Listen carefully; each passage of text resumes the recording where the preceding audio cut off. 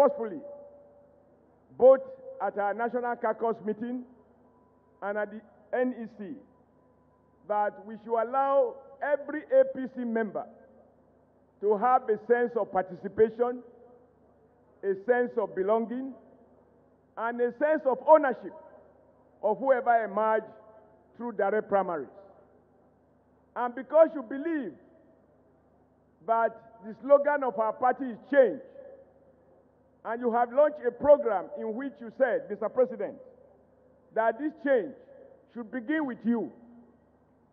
I think in compliance with that, leading by example, you are now the first, in my memory, the first presidential candidate, including a city president, who has insisted and who had allowed every member to decide whether or not he should seek the second term. So you have made history, and we are very grateful. Every member of the APC that participated in the presidential direct primaries, they are already feeling a sense of pride that it is they and not the oligarchy that determine that you should run again. Mr. President, it is important that we remind both party members and our political opponents, but they might want to argue that, of course, it is a given. It is not. In 2015, just 4 years ago, we know that the other opposition party printed only one form for presidential candidate, which was meant only for the then city president. Somebody had to go to court to insist that he has a right to collect the forms, and he was told there was only one form available. Mr. President, just 4 years ago, the other party, faced with moral burden, not being able to speak the truth to the people, gathered what they call faceless 2 million signatories, not verifiable, not identifiable, and they claim that these 2 million anonymous Nigerians are the ones who are asking the president to seek a second term.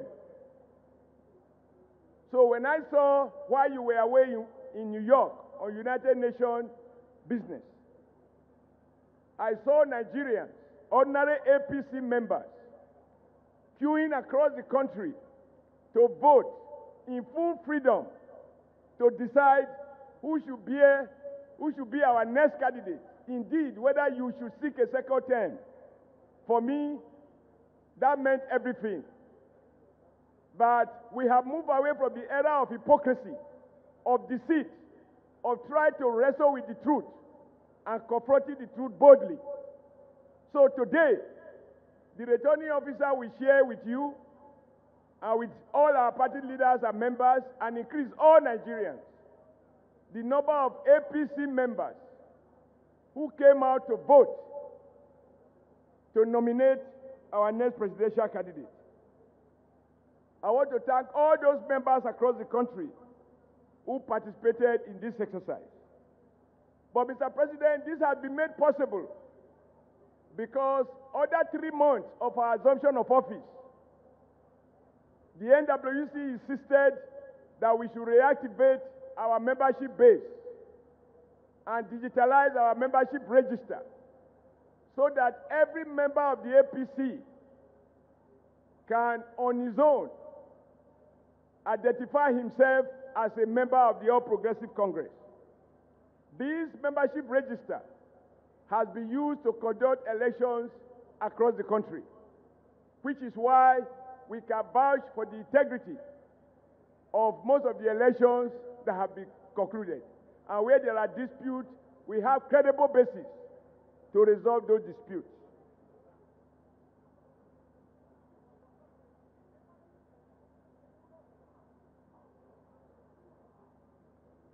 Mr. President, in line with the decision of NEC, across the country we have conducted, and as we speak, I believe the remaining states are conducting their various primaries at governorship levels, Senate, House of Rep, and of course, Houses of Assembly.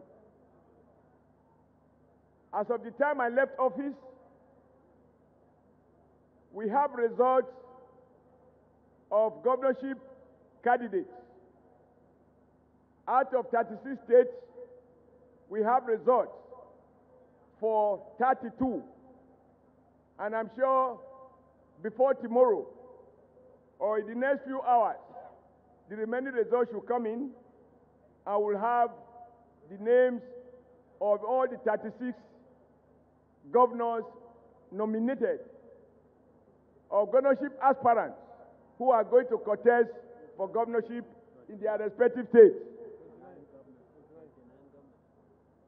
Sorry, 29 governors, because we have some already elected who are not due for re-election. The same is true of senators, House of Rep, and Houses of Assembly. I want to appreciate the governors and leaders of our party who have done everything possible to ensure security in their respective states, without which the conduct of those primaries would have been possible.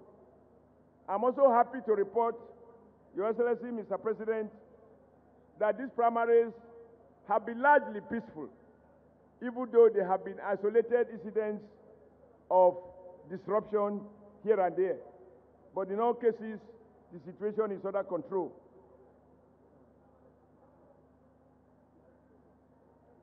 Mr. President, we have thought that we will use this convention to discuss policy issues, because governance is about policy, and policies are not value-free, they are value-driven.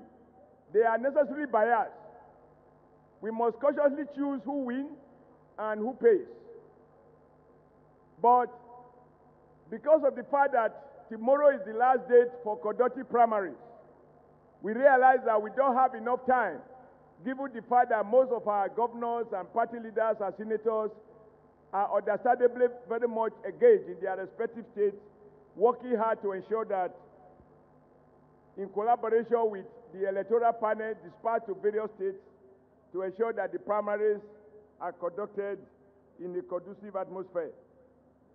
I've had conversation with the organizing committee, and we have agreed that in the next few weeks, we will have a policy dialogue where we will revisit the manifesto of our party, do stock taking of what Mr. President and the state government have done over the past 4 years, look at where we have fared best, where we can strengthen, where we didn't seem to have got it right, what will we do differently, and so on and so forth.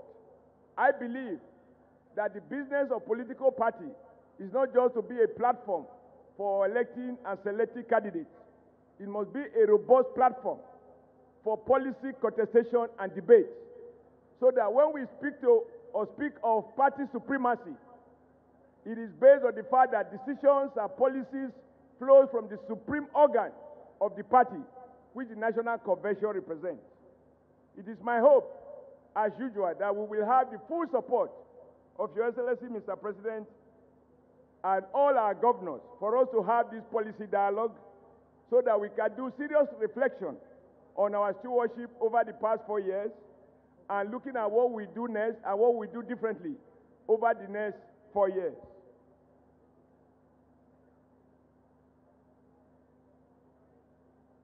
Mr. President, you contested the election, and our party contested the election and won on the basis of 30 core commitments. We had promised to work hard on the economy, security, and anti-corruption.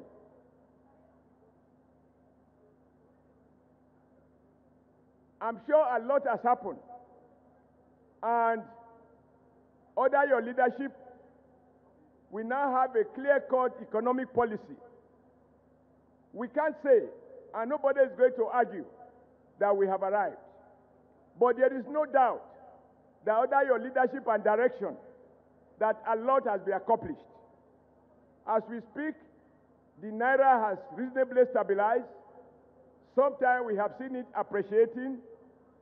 Our national reserve has more than doubled over the past 3 years, and that is important in terms of our future security and stability of our foreign currency. We still have issues about lending rates, which I believe will be viable subject for conversation at the policy dialogue.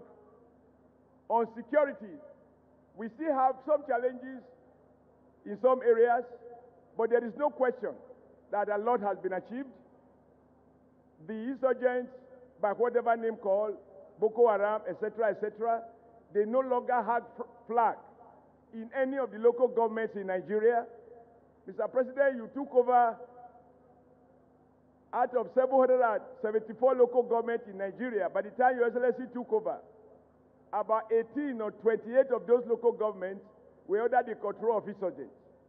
As we speak, under your leadership, you have regained control of all the 774 local governments.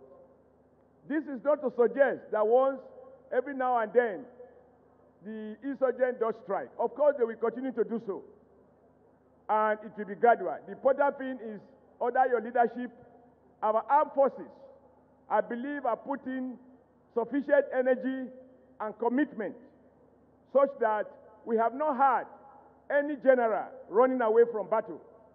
We have not heard any officer or other rank of the Nigerian Armed Forces running away from battle. Before you assume office, many men and officers were tried for allegedly running away from battle. But as we now know, they were not actually running away from battle. The Nigerian soldier is confident, the Nigerian soldier or armed forces are competent, but the problem was resources meant to properly kit them and equip them for battle were not available. So your predecessors in office were virtually asking them to go and commit suicide, and some of them clearly refused to do so. I am proud as a Nigerian that with you, Mr. President, as Commander-in-Chief, Nigerian Armed Forces are no longer running away from battle. And I believe that substantially accounts for the progress that have been made in terms of securing the 774 local governments. Let me say this to those who might wish to say, but we still have crime. There will always be crime. The important thing is there is capacity to deal with the crime as it arises. New forms of crimes will manifest, and new strategies will be required to deal with those crimes. What matters is the will and the readiness to fight criminality.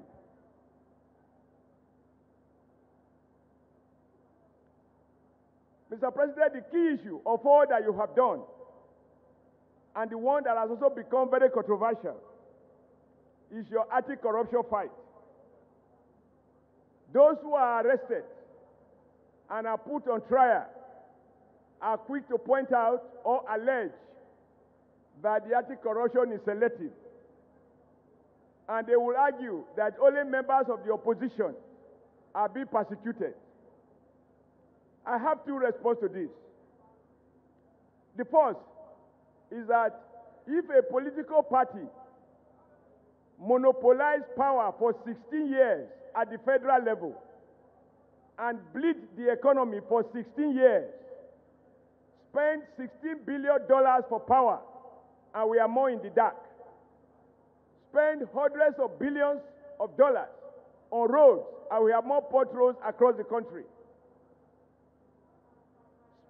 and they earn the highest amount of revenue at a time when the price of crude went as high as $140 a barrel. And we are producing over 2 million barrels a day. And yet, you travel around the country, everybody is complaining. The roads are bad, the airports are bad. No one points at an outstanding project that can be said to be accomplished over those past 60 years. Our students never enjoy stable academic calendar because of disruptions by various employees whose salaries are delayed or denied or not paid at all.